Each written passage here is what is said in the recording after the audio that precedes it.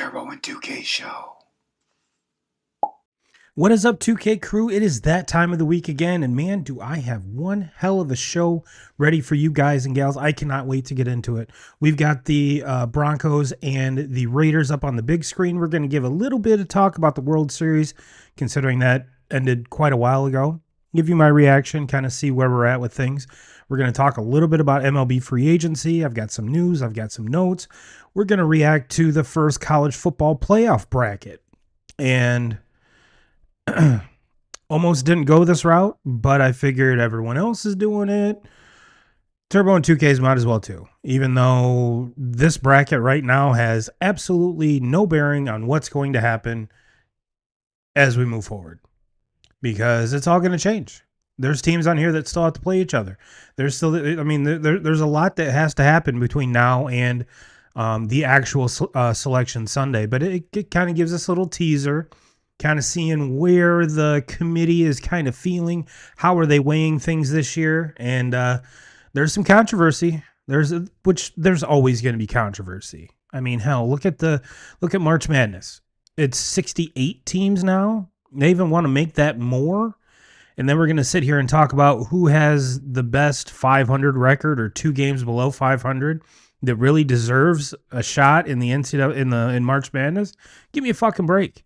Give me a break. This is 12 teams. It is what it is. They have changed the major flaw, which we'll get to when we go over the bracket. But happily, I mean, that was the one gripe from last year. And like I said, we'll definitely get to that. We'll get to we'll look at this week's college slate. We've got our NFL power rankings. We've got our picks. And we'll look ahead to the NFL slate. So let's get into it, 2K crew. I cannot wait. Let's get to some news. And honestly, the biggest news going on this week is the ESPN YouTube TV shit show. And I think for all of us that are YouTube TV subscribers, we're all kind of fed up with it. I mean, I look back at, 5-6 years ago when I first started YouTube TV, it was like $45 a month. Now it's damn near $100. And I have a very good feeling that both YouTube TV and ESPN are not going bankrupt, even though ESPN Bet has gone under. Even though if you look at the the college slate or the NFL slate, the odds are still powered by ESPN Bet. They went with DraftKings to be the official sports book of ESPN. So ESPN really doesn't have a good track record of anything besides the actual network. And there's a lot of folks that would tell you that the actual network has gone to shit too. SportsCenter is almost unwatchable. I mean, I think I grew up in like the golden age of SportsCenter with, Dan Patrick, Keith Olbermann, Stuart Scott, that crew. They were the real OGs. That's what made ESPN fun. That's what made it what it was and how great it was. And now it's a watered down version of what it used to be, where we're force fed Dallas Cowboys, LeBron James, and whatever hot button topic that they can turn into race bait. And it's getting kind of ridiculous. But aside from the actual network itself, we want to see football. And even as a Notre Dame fan, I couldn't watch Notre Dame Boston College last week because it was on ESPN. One of the rare ESPN games, and I'm like, what in the hell is going on? And on top of that, I have Disney Plus. I have ESPN Plus. And I had to have ESPN Platinum or some shit. And no, I'm not buying anything else. So if this is the way it's going to be, bye-bye Monday Night Football, even though I believe I can still watch it on ABC, but no more Manning cast, no more fun stuff. So they need to figure it out. And I've got some tweets here. I kind of go along with what I was saying. This is a tweet from today at Yahoo Sports. In the first Monday Night Football game without ESPN/ABC on YouTube TV, total viewership took a big dip, minus 21%. And there was a lot of folks that were, if you looked on the internet or looked on Twitter, they're like, hey, just stick a paperclip in the back of your TV. Yeah, you'll get ABC, but that doesn't really cure the ESPN need or want, I should say. And so we were denied a full slate of college football on Saturday, a Monday night game, and it looks like it's entering into week 2 of this, and it's absolutely ridiculous. Absolutely ridiculous. And here's another one. This is from On 3. New, nearly 1 week into the Disney slash YouTube TV carnage dispute, sports fans are fed up, none more so than Pat McAfee. Quote, let's put our swords down for the good of sports and stop asking me to go to a website. I don't want to do that. All you're doing is pissing everyone off even more. And if you did watch the if you do partake in Pat's show, he's been rather open about it. And there's a lot of folks that are saying that he's partially to blame, him and his salary, him and his crew. And to be quite frank, his show is the only one worth watching on ESPN aside from games and stuff like that. Everything else is total garbage. Total garbage. So for those of you that are upset at Pat McAfee for ruining ESPN and this whole ESPN YouTube TV thing, you're totally mistaken. It's two fat cats that can't come together to provide a service which we pay for. We already pay for.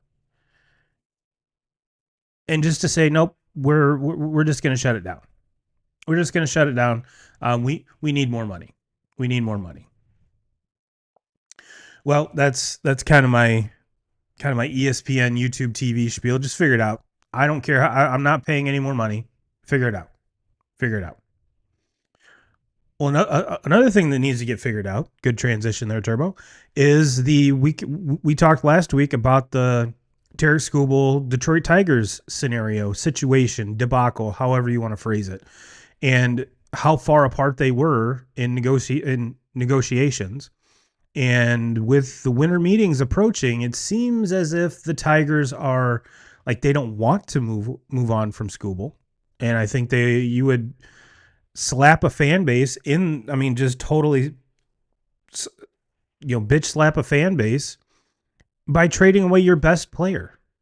Yes, you should get the prospect hall of all halls. But as we talked last week, prospects in baseball are lottery tickets.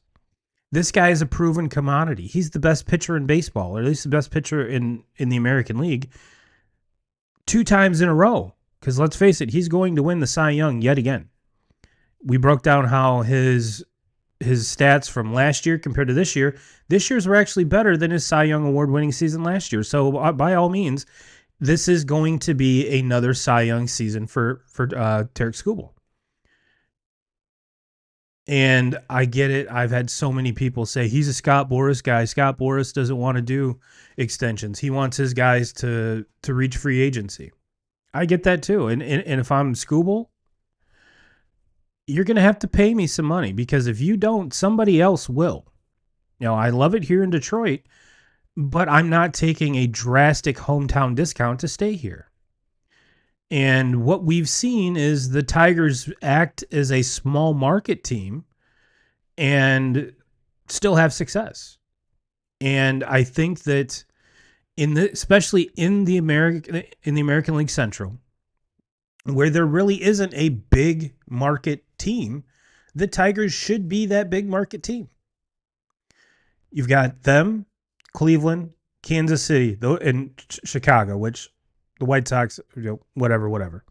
But if you look at what Cleveland's done with about the same payroll as the Tigers, maybe even a little less. And then you look at the Royals, who have signed their star, Bobby Witt Jr., and the Guardians have signed their star, Ramirez. So there has to be more urgency by the Ilitch family. There has to be more urgency.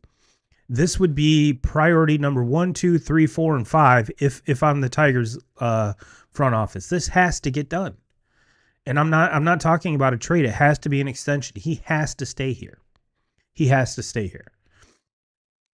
And with that being said, there's someone on Twitter that I vastly don't agree with most of the time, but this time Mr. Ben Verlander and I are on the same page. He tweets, in 2013, Mr. Ilitch, and the Tigers gave Justin Verlander a contract making him the highest paid pitcher in baseball at the time. As we head into the 2026 season, the Tigers need to do the same with Tarek Skubal. Why trade him? I think it's a slap in the face to all Detroit Tigers fans. Like I said, Ben nailed it. Ben nailed this one. And if you look at the contract that Yamamoto signed last year, it should be at least that.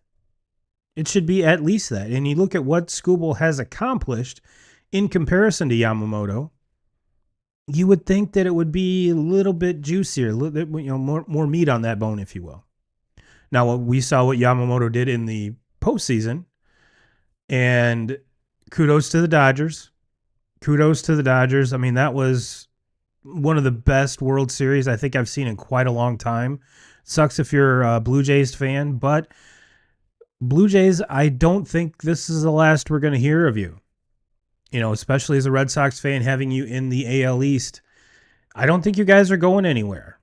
We saw Shane Bieber opt into his contract, even though it was projected he would get a lot more in free agency, but it just goes to show you the type of clubhouse that is. And that is so important.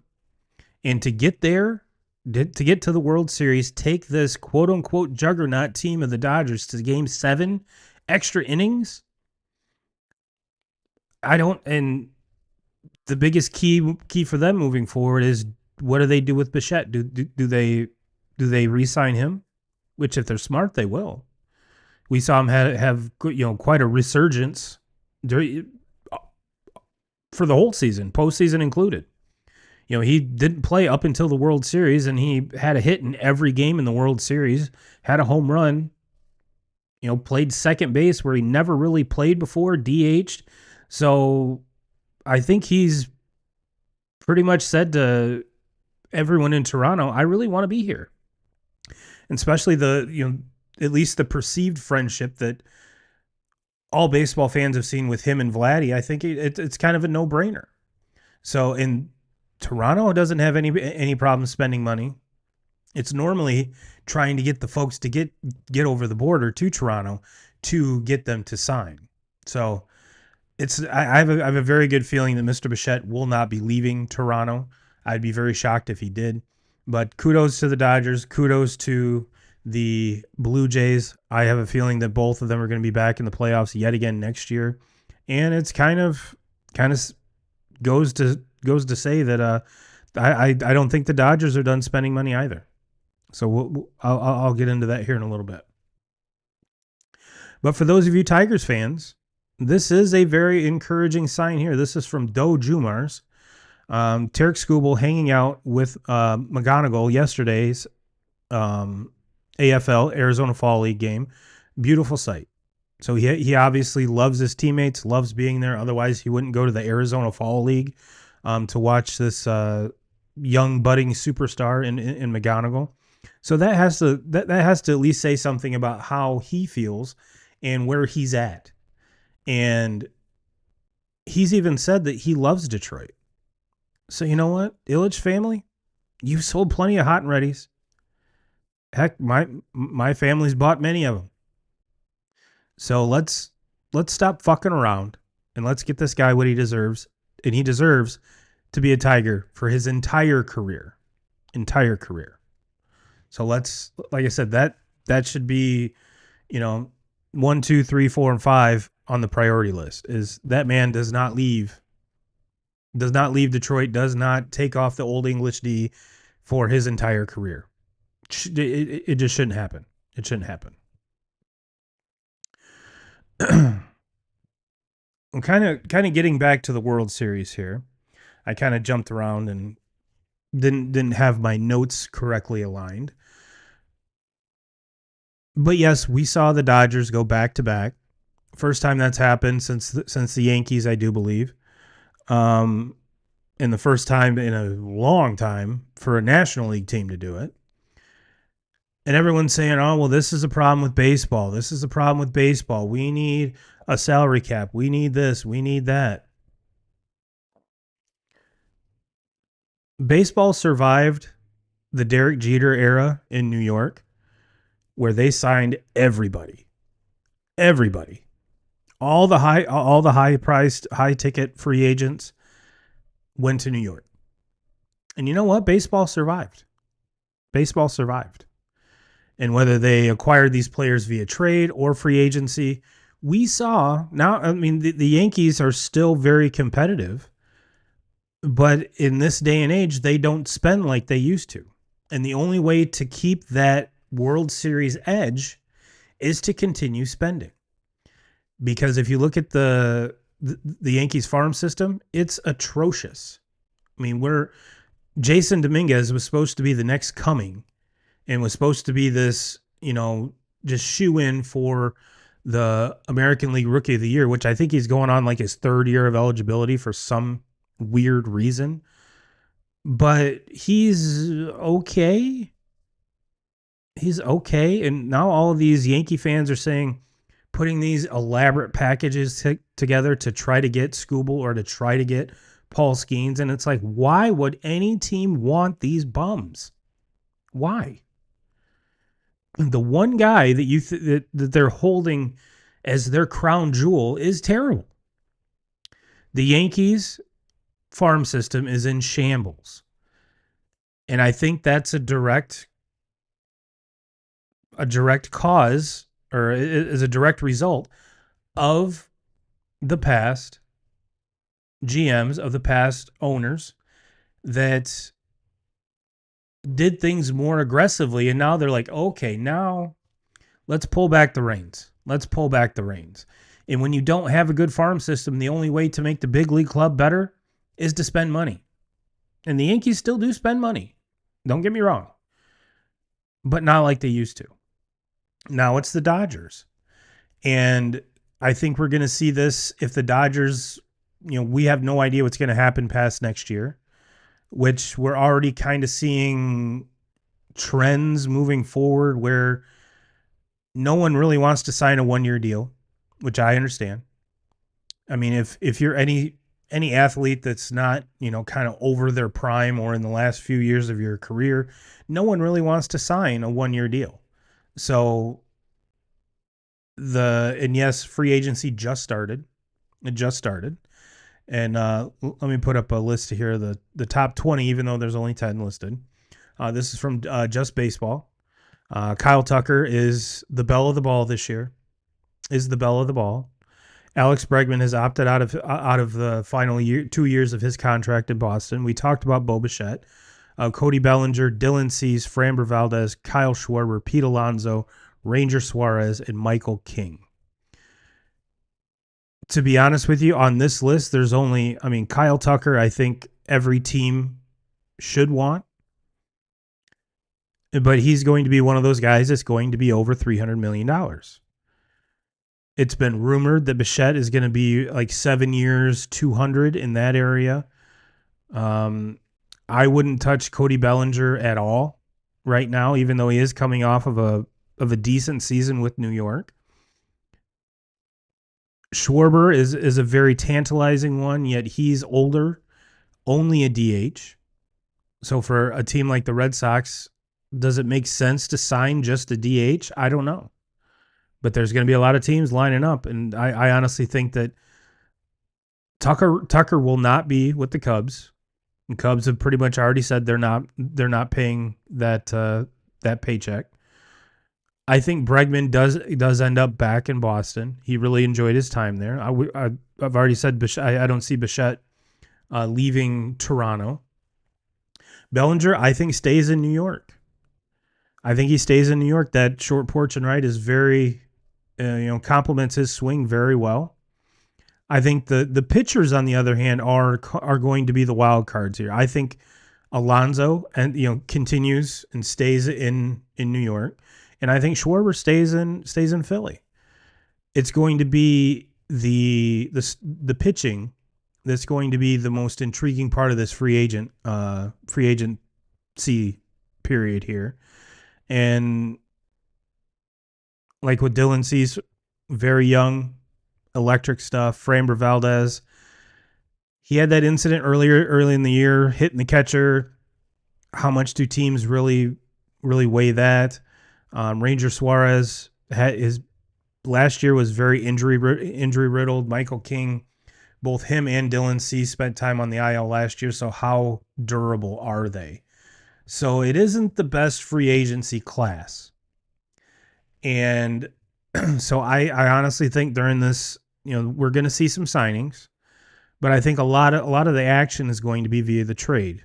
And we talked about the Skubal thing. I have a very good feeling the Red Sox are going to go out and try to add a number 2 pitcher at least via trade. So I have a feeling that's going to be the exciting part, not so much who signs where. So that's kind of the free agent spiel here, kind of the free agency spiel. And no, I'm not going to be. I don't get into the who hangs up the phone first or who says no first. Those are totally ridiculous. To me, the folks that do that are just looking for clicks and looking for arguments, and I don't have time for either of them. I don't. Well, I have time for clicks, but I do not have time for arguments. So, it is what it is. It is what it is. Speaking of arguments, going from one argument to the next, let's talk college football. We already talked about the first CFP bracket being released Tuesday, and it never fails. There's always people up in arms, whether it was the 4 team or last year with the 12 team. There's always going to be someone pissed off. There's always going to be someone pissed off. And there's one school in particular that I honestly think has a very good case. And we'll get to that. But the one thing that I kind of mentioned in the open, there's so many people that are going to bitch and moan about how it should be 16 teams, it should be 20 teams, it should be this many teams. 12 is enough. 12 is enough. And yes, I know with football, anything can happen. The whole any given Sunday whole spiel. I get that. We've seen quite a few 20-point dogs beat the favorites. We've seen it this year. But do I want to see that in playoff football? No. I want to see the 12 best teams, and I want to see them in this bracket, which last year was electric. Having the first round hosted at the schools was amazing. Absolutely amazing. Whether it was South Bend, Ohio, in Ohio, at Ohio State, regardless of where it was absolutely awesome. And as a team, to get rewarded with that, I think is something very special because it had never happened before. All of these playoff games were at bowl games. And even before the playoff, it was at, it rotated bowls where the national championship would be, which I do think further down the line in the playoff, it should be neutral sites. But I really, really like the first round being a home game for the higher seeded team. Really, really like that. Really like that. And the biggest change was the top 4 or the Power 4 or whatever they're calling it. Those conference champions get an automatic bid, and then the highest Power 5, they get an automatic bid, but they're not the top 4 and 5 seeds. That was the big thing last year. That's what made the whole thing wonky. And now they're going to be seeded accordingly, which I really, really like. I think we're going to see a better playoff in totality this year because of that. I think we're going to get the matchups that we want later in the playoff, which I think is what everybody wants. So with that being said, let's take a peek at the bracket. And yes, I stole this from ESPN. First round, we would have Memphis against Georgia, Oregon at Texas Tech, Virginia at Ole Miss, and Notre Dame at BYU. With the first round buys being Alabama, Ohio State, Texas A&M, and Indiana. Ironically enough, if you look at all the buys, they're all, their colors are predominantly red, which I think is rather odd. The only one that isn't predominantly red in that group is Georgia. But It is what it is. And then the first team out is Texas, and the second is Oklahoma. And here's where I think a lot of people are bitching and moaning is with my Irish. And I think if you look at their two losses as compared to especially Texas, their two losses, and that's the team that everyone's having a gripe with because they've seemed to have righted the ship. Arch has kind of found his ground. They're a much better team now. And when you actually look at if you look at tape from both of the teams, and there are many analysts that are paid to do this, I'm not, but they say Notre Dame looks better on tape than Texas does. And then they come back with, well, Texas has played so-and-so and Texas has played so-and-so. Okay, but how do they look? And Notre Dame is putting on better tape, and some would say should be higher than what they are, just based on what the eye test, what they look like. Now, if they lose another game, they're done. No matter how great they look, they're done. And let's put that back up here. And if any of these, if there's a lot of these teams, if they do slip up, this whole thing is going to get, further convoluted. So let's take a look at some of the conference standings, because I wanted to take a peek at this here. And come on, can I go to a website without trying to sell me something? Okay. BYU is leading the Big 12, and the Big 12 is rather open. BYU, Texas Tech, Cincinnati. You could even, I'm not going to include Houston and Utah, but BYU is 5-0. Texas Tech is 5-1. Cincinnati's 5-1. There's a lot of people that think that Texas Tech is the better team in this conference, and the only reason, because if you look at this bracket here, if you see this gold down here, the conference leader down here in the bottom right-hand corner, they have Texas A&M winning the SEC, Indiana winning the Big Ten, which is kind of bold, BYU winning the Big 12, Virginia winning the ACC, and Memphis being that next best conference champion. So there's a lot of things going on here.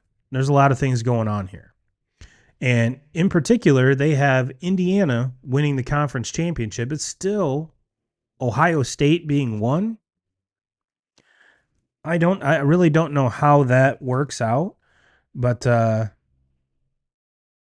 yeah, this is why I don't put too much hype and too much, kind of making my own bracket, because a lot of this shit's going to change. And if you look at the Big Ten, as it sits right now, Indiana is leading the Big Ten because they are 6-0 in the conference, whereas Ohio State is 5-0. They're going to have the same amount of conference games, I promise you. And then you have a Michigan team that's 5-1, Iowa is 4-1, Oregon is 4-1, and also USC is 4-1. So the Big Ten, you could say anything can happen in the Big Ten, but I think a lot of us have already come to the conclusion that it is going to be Indiana versus Ohio State in the Big 12 title game. I don't think there's anyone that's picking anything different. And to me, this is the biggest lock. The only question is there going to be a third team from the Big Ten that slides in there? And Oregon is, correct? Yes, Oregon is. So would they even get a fourth team in? So that's kind of where, like I said, to me, it's far too early even to be doing this, but it is what it is. So let's look at the SEC. We've got two 5-0 teams, Texas A&M and Alabama, with Ole Miss and Georgia and Texas 4-1 in the conference. Texas is 4-1, Georgia and Ole Miss are 5-1. So we're seeing, we saw Texas, A&M, Alabama Ole Miss, and Georgia. Four teams from the SEC in this playoff bracket already. And I honestly think that unless something drastic happens, which Georgia is not the powerhouse that we've seen them. That defense is not nearly as, they're not going to be supplying the next wave of defensive players to the Eagles in this draft.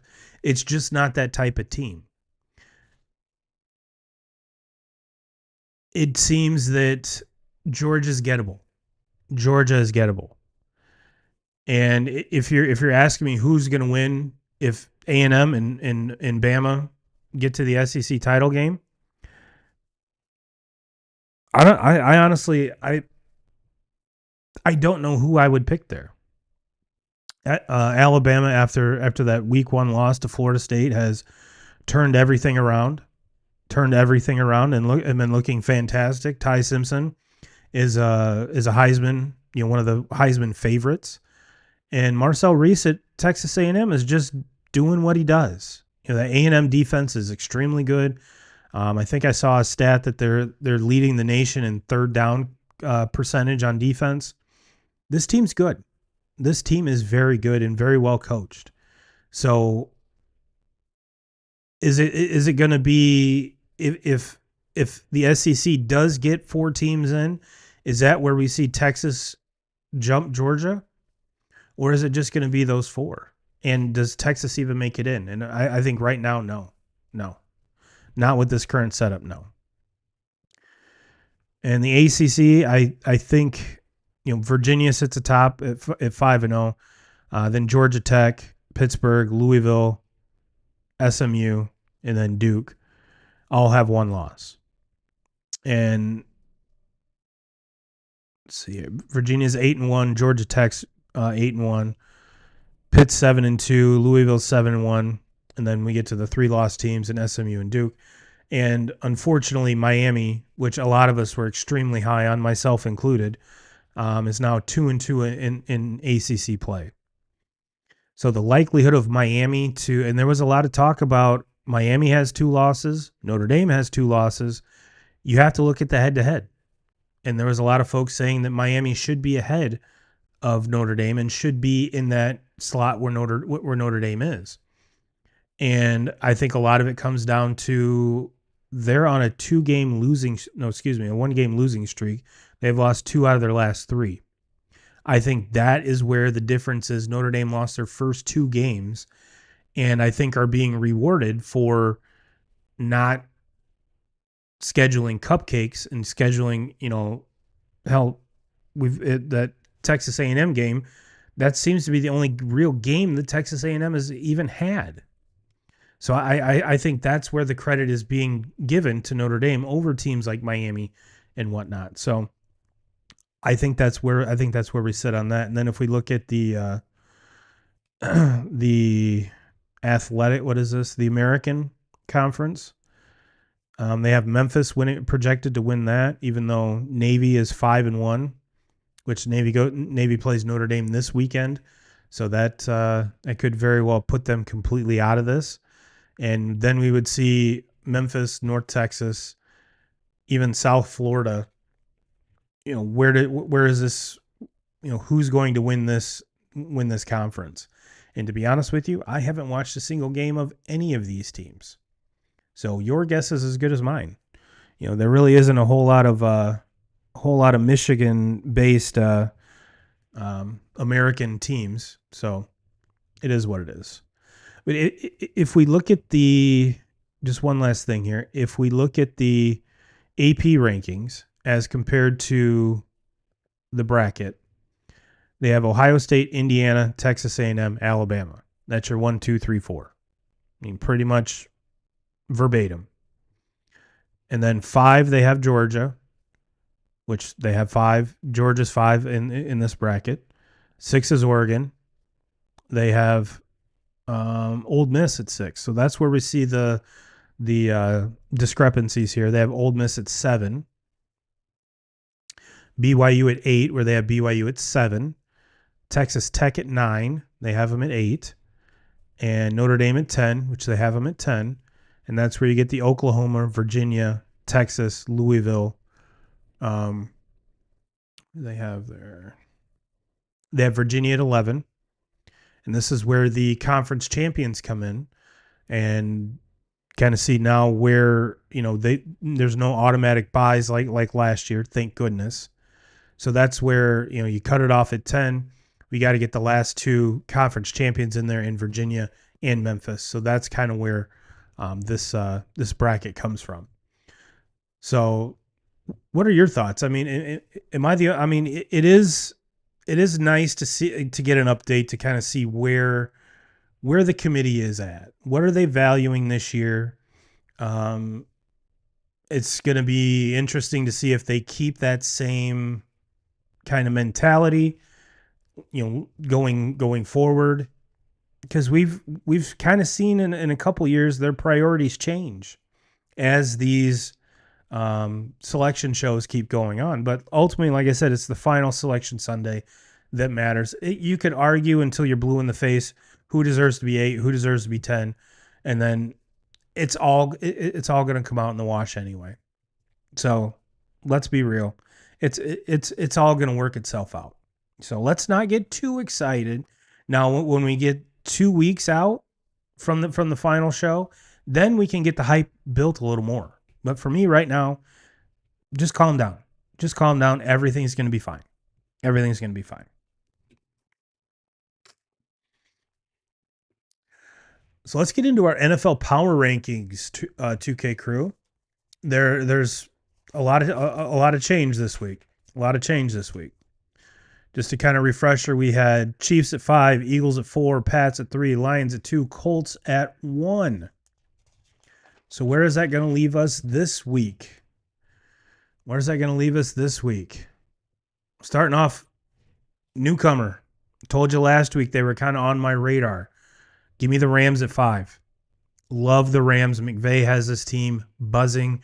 Matty Stafford, Mr. Graybeard himself, leads the league in passing yards or passing touchdowns, but something he should not be doing at his age. But love that team. Love the running game. Love the passing attack. Love the defense. Really, I'm really high on the Rams. And they were kind of that fringe team at the beginning of the season. We didn't know what Stafford was going to be or if he was even going to be playing because he had that back issue in training camp. Looks like that was all for naught, and here we are. They are absolutely buzzing. Number 4, give me the Bills. Big win over the Chiefs, and we talked about it last week. The Bills seem to have the Chiefs number during the regular season. Now, everyone's saying, well, just wait. Just wait, because it only matters in January and February. At this point, the Chiefs are 3rd in their division. And if the season ended today, they wouldn't even make the playoffs. Do I ultimately think the Chiefs will make the playoffs? Yeah, but they're going to be a wild card. And I think, was it last year or 2 years ago when they said, oh, well, they've only won games in Arrowhead. They've only won playoff games in Arrowhead. Well, they took their business elsewhere and still ended up making the Super Bowl. So I don't think it's about, the home cooking in Kansas City, even though I'm sure any athlete will tell you having home field advantage is fantastic, but being able to win on the road is also a very important sign of success. And just from the top down, Andy Reid all the way down to everyone, all the players on, they know how to win. It's just a matter of getting in. And how many more of these little slip-ups can they afford to have and still make the playoffs? That's the key right there. So you can say they're the best team in football, but are you going to make the playoffs? Whereas I think the Bills are firmly entrenched and they will make the playoffs. Staying in that division, give me the Pats. I love this Patriots team. Braves has the boys buzzing. Drake May seems to be the real deal. Love every second of it. Just very, very fun to watch. And number 2 are another newcomer to the power rankings in the Seahawks.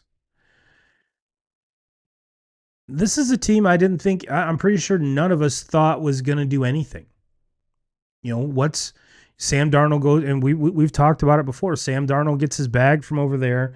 Seems to be it's going to be a kind of a rebuild situation, and now they're one of the best teams in football, and it's kind of hard to argue that.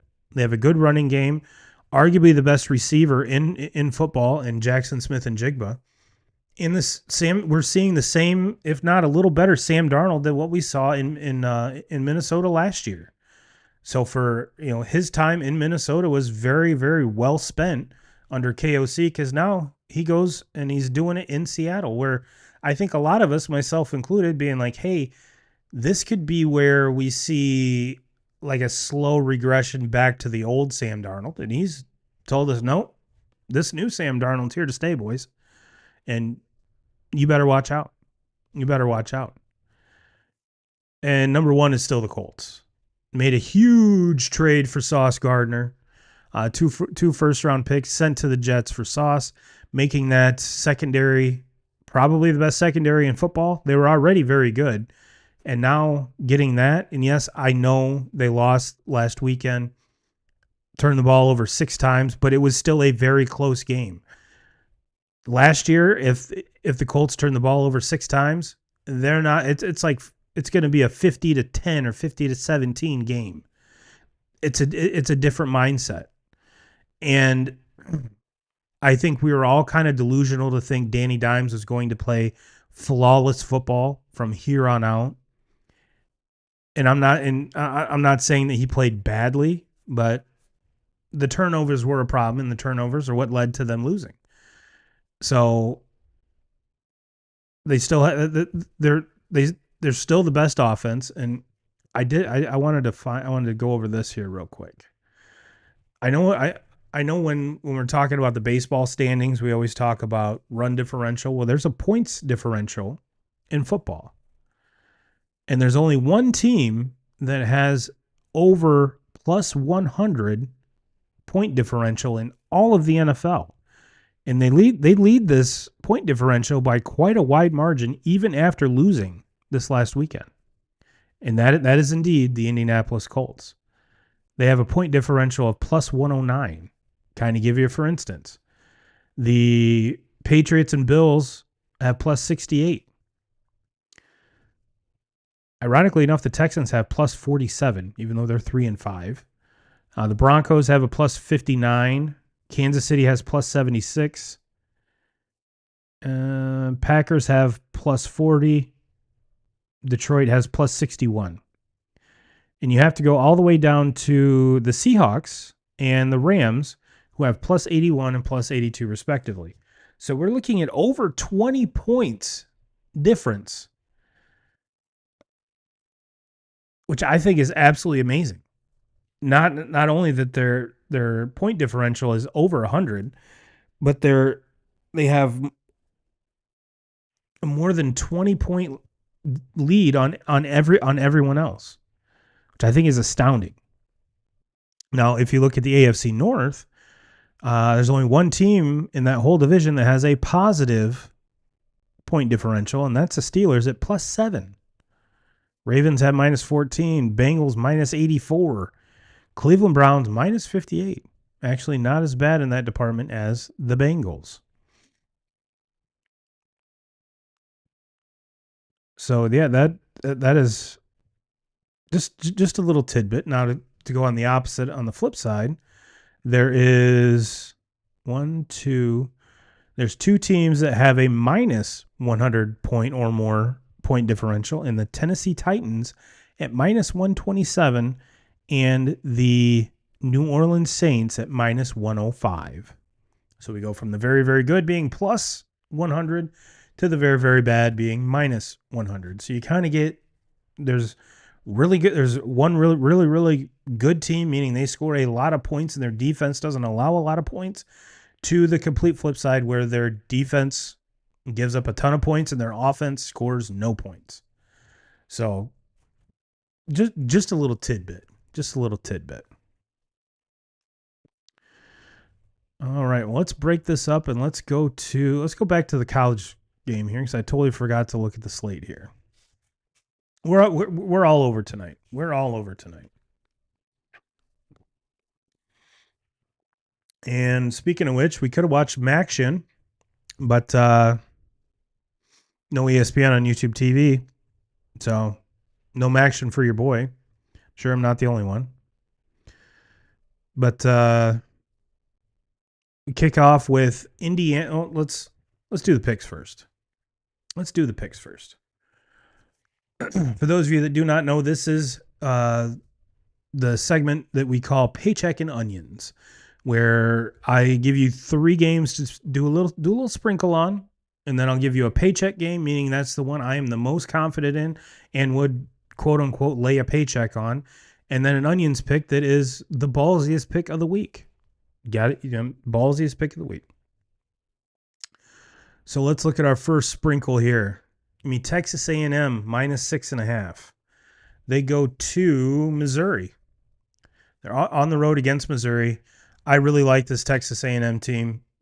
We saw where they were in the playoff bracket, and I know they're playing on the road, but still, this should be a lot more than 6.5. So give me Texas A&M minus 6.5. The next sprinkle is Bama minus 9.5, and they are welcoming in LSU, an LSU team that is in shambles, absolutely in shambles. I mean, they kind of had the almost get right game last week post Brian Kelly, but Bama is too good. I know 9.5 is kind of a lot of points, but Bama at home against a reeling LSU team, yes, give me Bama minus 9.5. And the last sprinkle is the Pats plus 2.5. Pats going to the Bucks. I already talked about how much I love this Patriots team, whereas this Bucks team is still banged up, still a lot of injuries. I can see why the Pats are getting plus money or plus points, but I honestly think they win outright on this. And I was very, very tempted just to throw money line on this. But yeah, give me Pats plus 2.5. Paycheck game, Indiana minus 15.5. Indiana goes to Happy Valley. We saw a very resilient Penn State team last week for the first half. Then Ohio State took over, and the way this Indiana team has been rolling, I don't think Happy Valley is going to be any kind of deterrent to how good they've been playing. And to only be getting 15.5 or giving 15.5, I think is a little low. A little low. I think this is well over a three-score game. So paycheck game, give me Indiana minus 15.5. And I've been catching a lot of heat with these paycheck games, taking games that have a very, very wide spread. And to be honest with you, a lot of them have been hitting. So, yeah, paycheck, give me Indiana minus 15.5. And our paycheck game, Vikings plus 4.5. This is a sneaky one. Ravens at Vikings. We saw both teams play very well last week.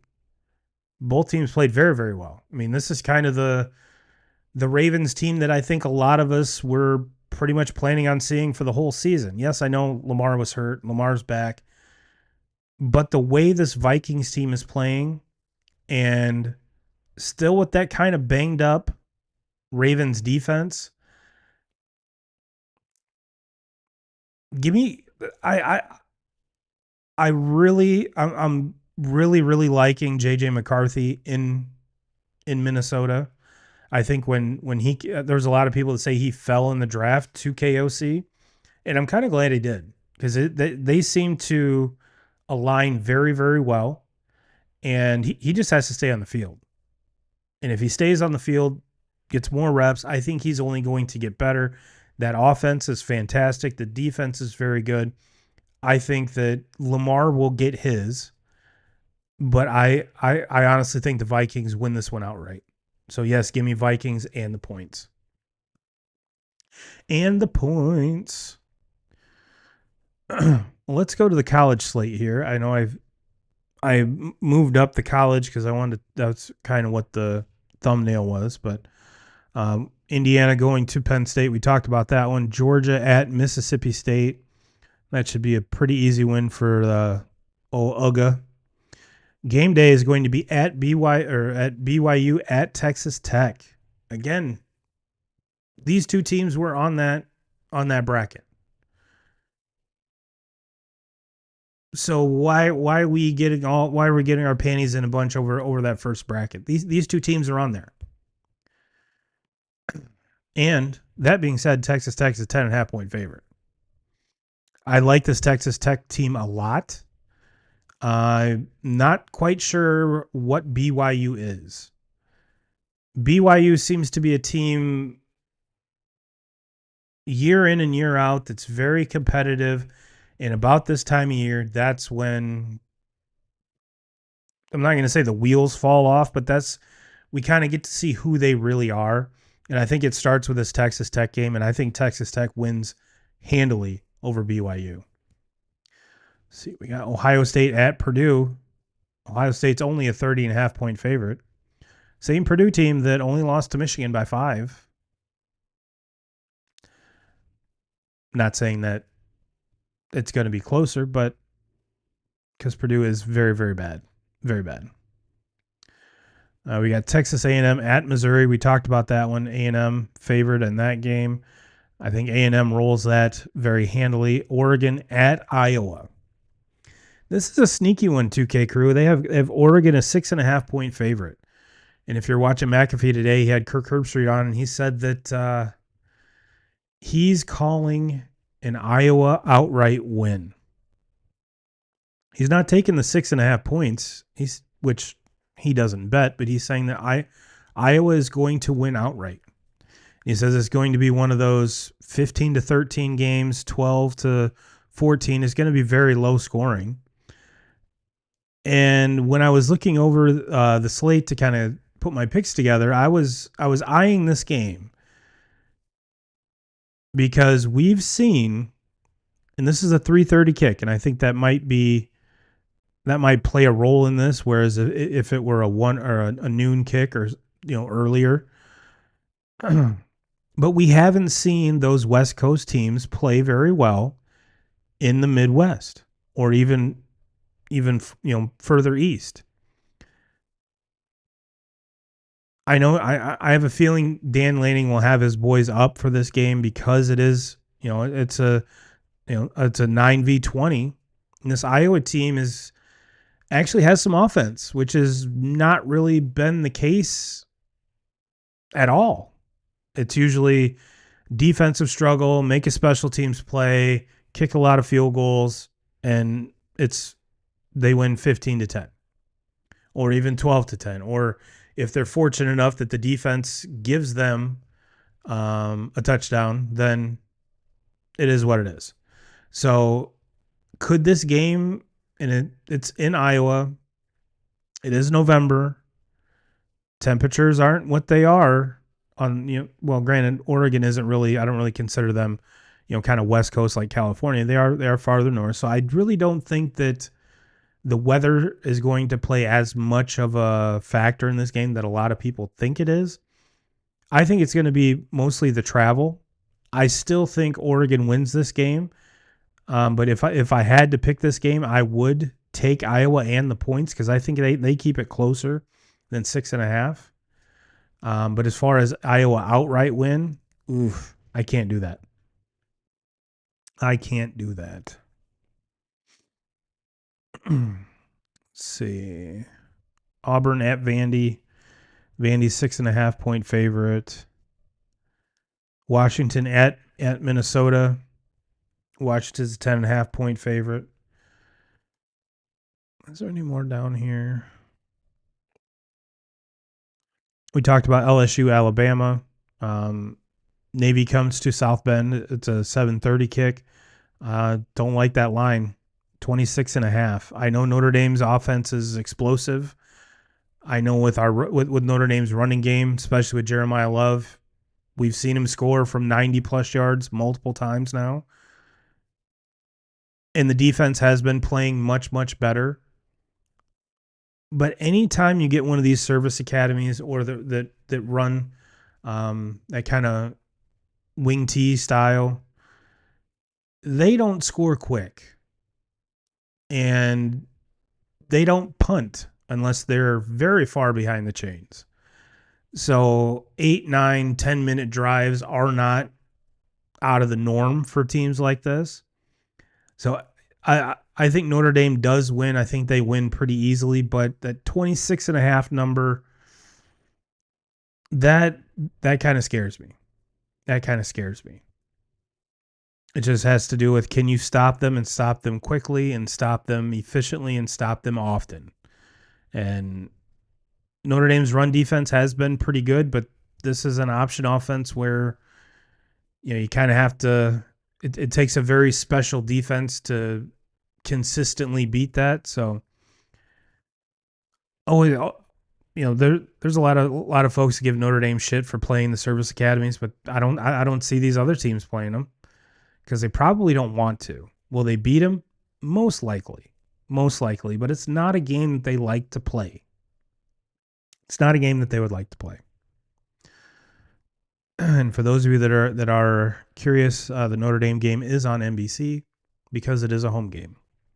The Boston College game was not a home game, thus it was not on Peacock or NBC. Thank you, ESPN.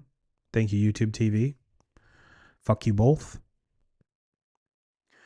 Well, now that we got that, let's take we did the picks. Let's look ahead at on Sunday and Monday. What do we got for? Well, actually, we kind of already went down the standings, so I really don't think we really need to revisit that. But like I said, especially the AFC West, Denver is currently losing 7-0 against the Raiders. Denver's 7-2, Chargers are 6-3, and the Chiefs are 5-4. So, yeah, they're third in their division, one game over 500. Now, would it shock me if the Chiefs ran the table and won, their next, handful of games? Yeah, it wouldn't shock me at all. But as it sits right now, as inconsistent as they are, I honestly think there's one or two more L's coming their way. Granted, I haven't looked at their schedule. Let's see if we can grab that real quick.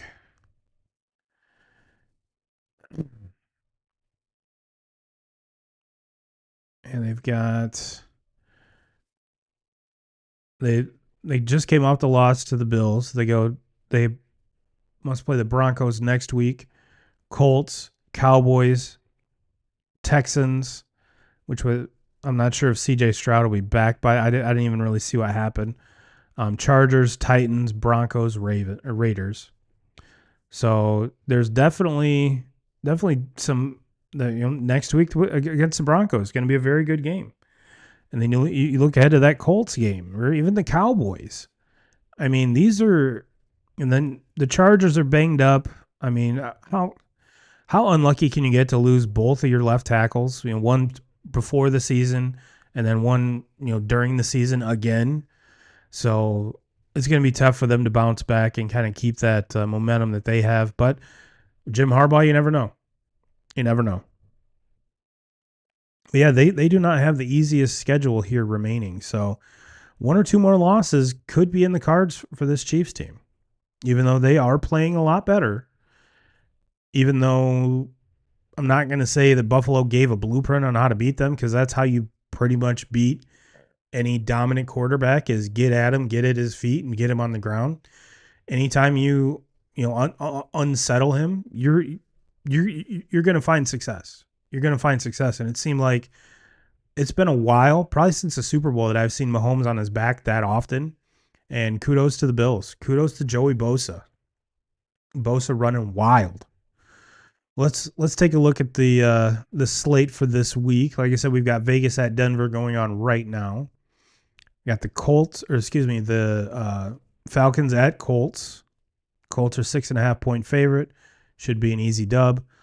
Giants at the Bears. Bears are 4.5-point favorites, but this is that type of game, if you're a Bears fan, that coming off a big, it shouldn't have been that big of a win against a Joey Flacco and the Bengals, but it was a game.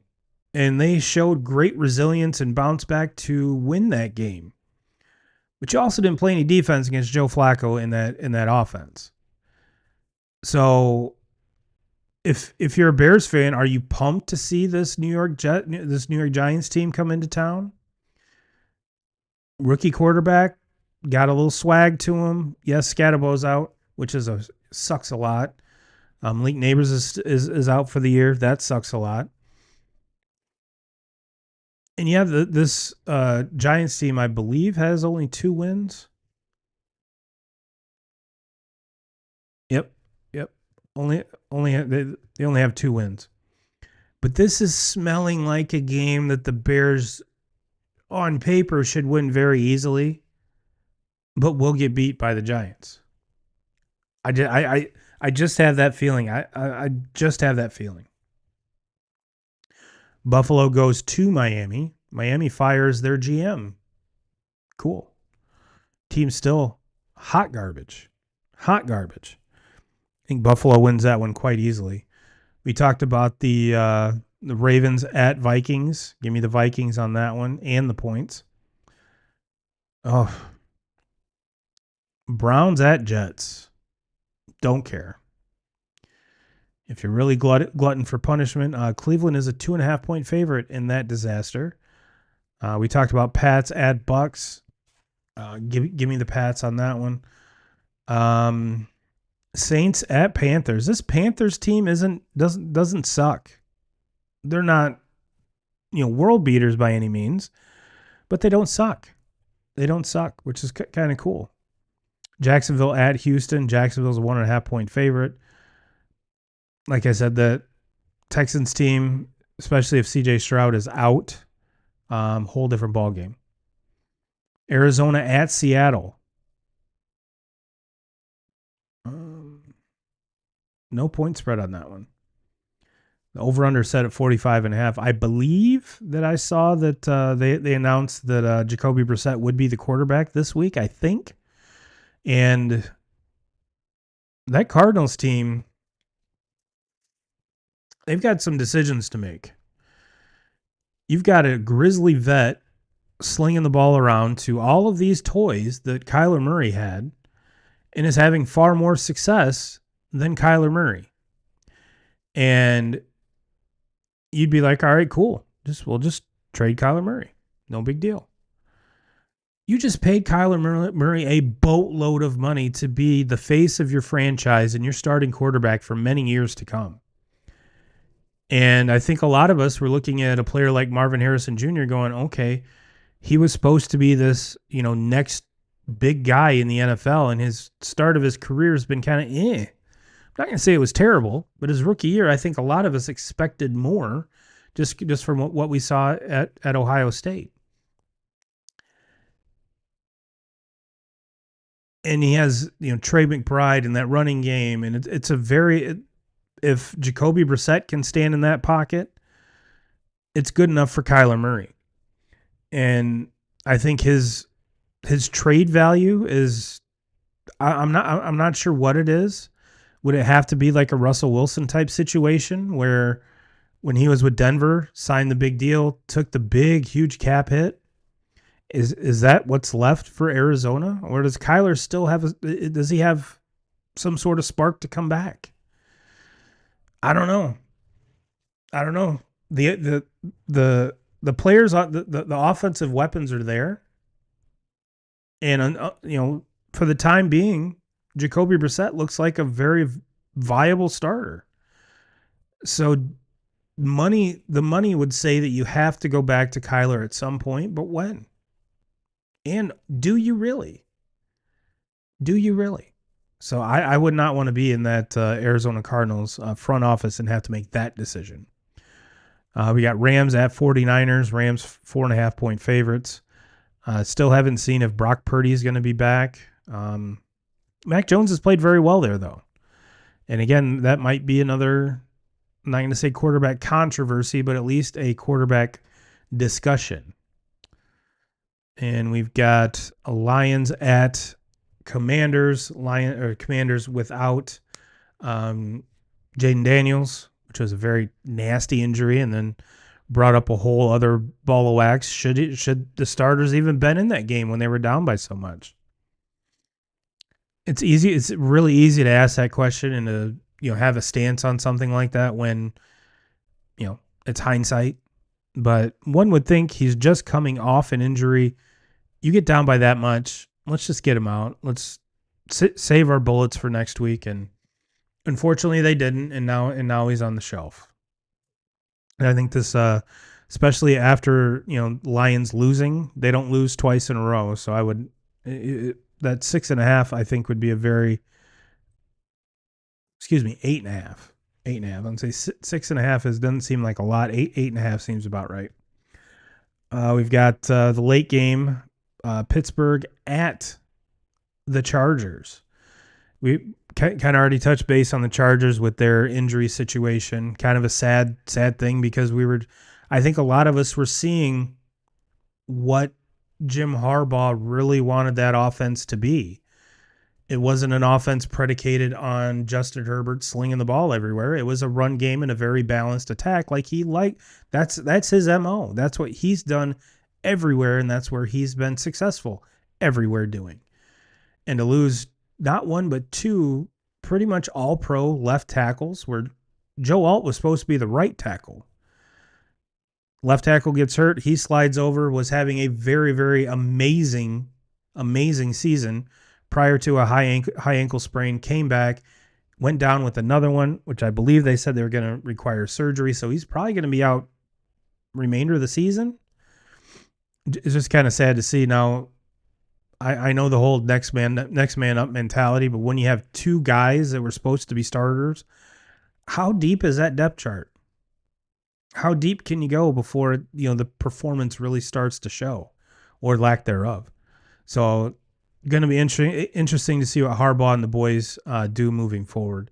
But still have Justin Herbert, still have a great defense.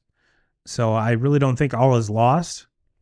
But we'll see how Herbert handles a little bit more pressure now that two starting left tackles are out. And then Monday night, I got a pretty good game here, and I should have picked this one. Philly at Green Bay. Green Bay is a 1.5 point favorite. There should be no way in hell Green Bay should be favored over Philadelphia. That's completely asinine. Give me Philadelphia plus 1.5 all day. Yes, I know it's only 1.5, but give me that. Give me that. Hell, give me Philly money line. Give me Philly money line. That might be the easiest money of the whole slate. Yes, I know it's in Lambeau. I get it. But this Packers team is not good. They are not good. They are not good.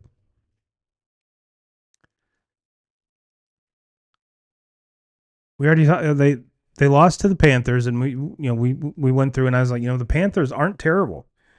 It's kind of been, Panthers have been terrible since forever, and they're not terrible.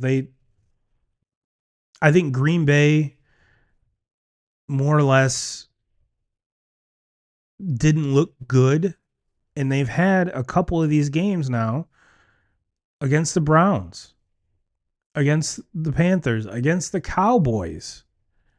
The Cowboys. And now you're going against the Eagles, and the Packers are favored? Get the fuck out of here. Get out of here with that. Give me that all day. That makes me excited. That makes me excited. I had not ventured into the Monday night game, and I probably should have. So yeah, give me Eagles money line. Eagles money line. And yeah, it's a 1.5 point game, or 1.5 point spread. Everyone will probably say, "Oh, it's just a pick 'em. What are you getting so excited about?" It's just a simple fact that Green Bay is favored to win this. That's stupid. That's stupid. So yeah, give me that all day. Give me that all day. And just a quick update on the fantasy team. Not doing too bad. I think we've won 3 in a row. Unfortunately, it was our first 3 of the year. So making the playoffs is probably, I think the ESPN app said is like a 2% chance. So not really, not really banking on making the playoffs there. So it is what it is. You have good years, you have bad years. And 90% of my team is hurt. So it's been one of those years. Been one of those years. All right, well, 2K crew, I'll let you out of here on that. Everyone have a great week. Enjoy your weekend. Enjoy your football. If you're into basketball and hockey, enjoy that too. But yeah, ESPN, YouTube TV, figure it out. Let's get it together. Can't have this. Cannot have this. Well, everyone, I will see you next week. And as always, Jim Rome, we're coming for you.